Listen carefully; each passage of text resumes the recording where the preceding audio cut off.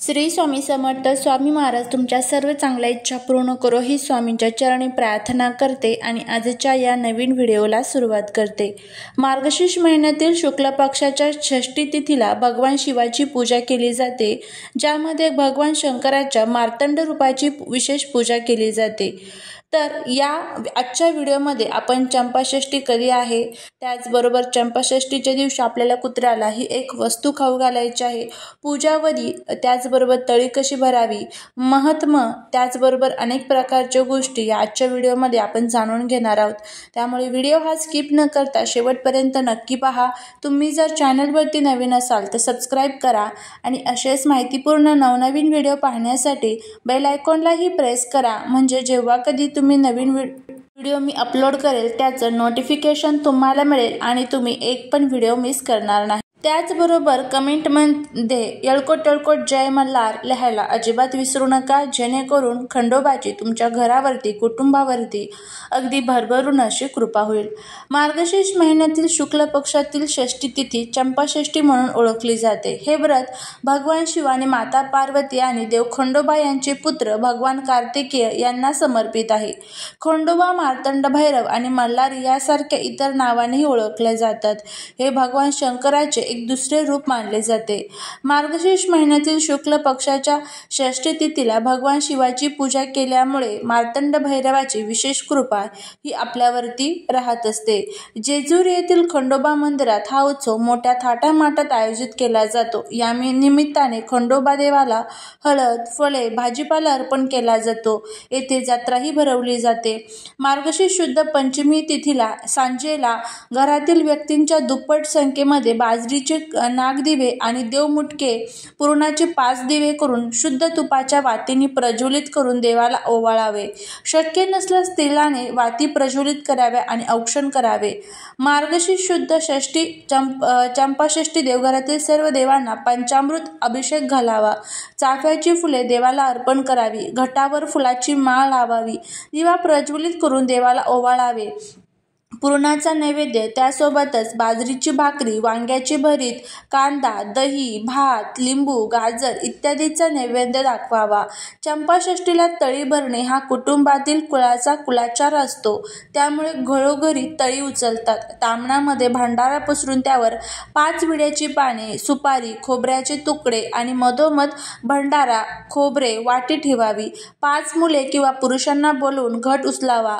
3 वेळा येळकोट येळकोट म्हणून तळी उचलावी. त्यानंतर तळी भंडारा करावा व दिवटी बुदली प्रज्वलित करावी. या दिवशी मार्कंड भैरव आणि सूर्याची विशेष पूजा केली जाते. सूर्योदयापूर्वी स्नान करून सूर्याला नमस्कार केला जातो. यावेळी शिवाचे दान केले जाते. शिवलिंगाची पूजा केली जाते, ज्यामध्ये दूध किंवा गंगाजल अर्पण केले जाते. देवाला चंपा फुले अर्पण करण्याची या दिवशी पद्धत आहे.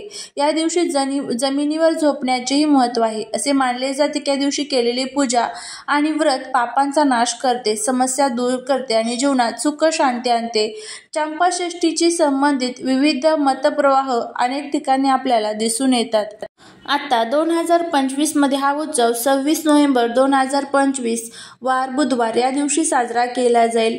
षष्ठी तिथीची सुरुवात ही 25 नोव्हेंबरला रात्री 10:55 सुरू होईल आणि 27 नोव्हेंबरला पहाटे 12:01 चालेल. चंपाषष्ठीचा उत्सव हा 6 दिवस चालतो, जो अमावस्येपासून सुरू होऊन षष्ठीला संपतो. भक्त नग्न पायी खंडोबा मंदिरात जाऊन पूजा करतात. हा दिवसाचा व्रत आहे, ज्याला चंपाषष्ठीचे नवरात्र देखील म्हटले जातात.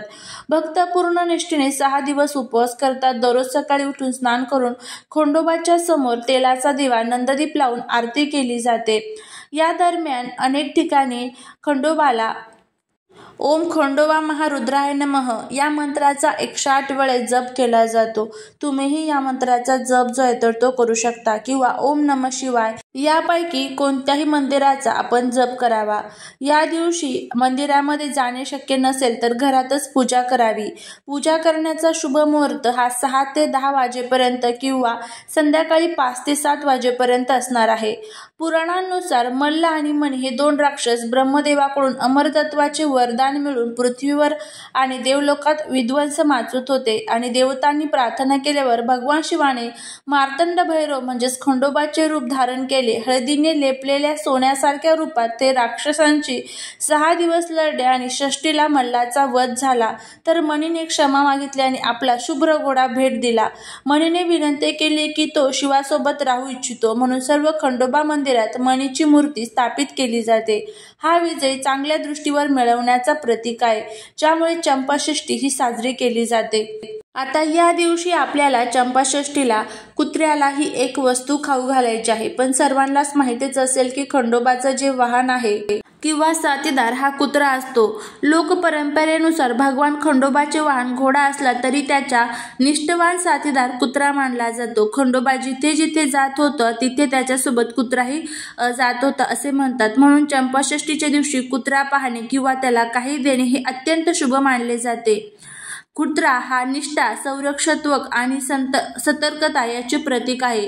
घराचा हा रक्षक असतो. त्यामुळे खंडोबाच्या युद्धातील विजयाची कथा, निष्ठा, संरक्षण यामुळे कुत्र्याला या दिवशी जास्त प्रमाणामध्ये मान दिला जातो. तर या दिवशी आपल्याला कुत्र्याला एक विशिष्ट प्रकारचा नैवेद्य जो आहे तर तो आपल्याला खाऊ घालायचा असतो. तर आता हा नैवेद्य कशा पद्धतीने खाऊ घालायचा आहे ते आपण बघूया.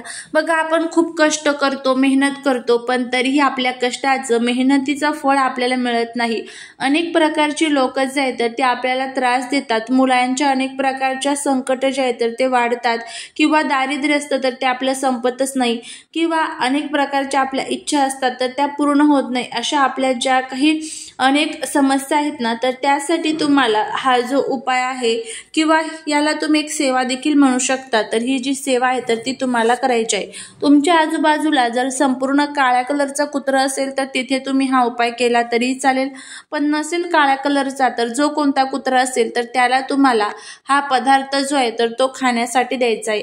आता कोणता पदार्थ तुम्हाला द्यायचा आहे तर बघा, सर्वात प्रथम सकाळी काय करायचं, बाजरीची भाकरी तुम्हाला तयार करायची आहे. आणि या दिवशी सर्वांनाच माहीत आहे की वांग्याचं भरीत जे आहे तर ते तयार केलं जातं कांद्याची पात टाकून. तर असं हे भरीत तुम्ही तयार करायचं आहे. त्यानंतर हा जो नैवेद्य आहे तर तो तुम्हाला बाजरीची भाकरी आणि त्यावरती भरीत ठेवून तुमच्या आजूबाजूला जिथे कुठे कुत्रा असेल तर तिथे जायचं आहे आणि तिथे जाऊन तुम्हाला खंडोबाचं स्मरण करून हा नैवेद्य जो आहे तर तो तुम्हाला कुत्र्याला खाऊ घालायचा आहे.